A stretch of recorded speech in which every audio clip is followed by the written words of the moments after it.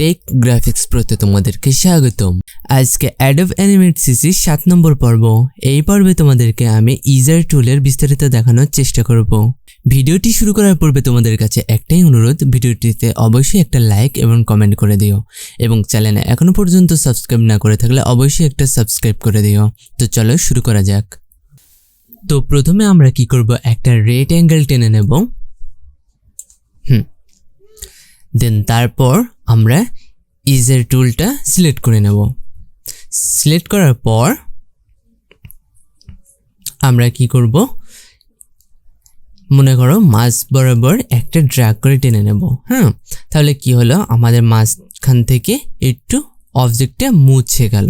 ঠিক আছে, এই হলো ইজার টুলের কাজ, মুছামুছির কাজ। ঠিক আছে, আমরা চাইলে এটার সাইজ কমা এবং বাড়ানো ট্রাই করতে পারি। ঠিক আছে, আমরা সাইজটি পরিবর্তন করে দিতে পারি।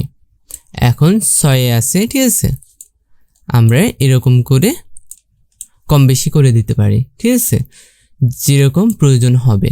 ঠিক আছে, এই আর কি। এখন আমাদের এই অবজেক্টটি 4টি ভাগে বিভক্ত হয়ে গেছে। এই আর কি।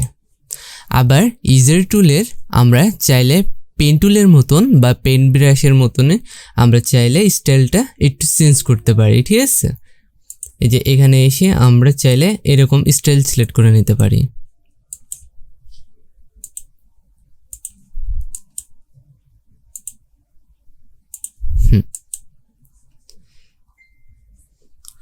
তো আজকের মতো ভিডিওটি এই পর্যন্ত। ভিডিওটি ভালো লেগে থাকলে অবশ্যই একটা লাইক করে দিও এবং চ্যানেলে এখনো পর্যন্ত সাবস্ক্রাইব না করে থাকলে অবশ্যই একটা সাবস্ক্রাইব করে দিও।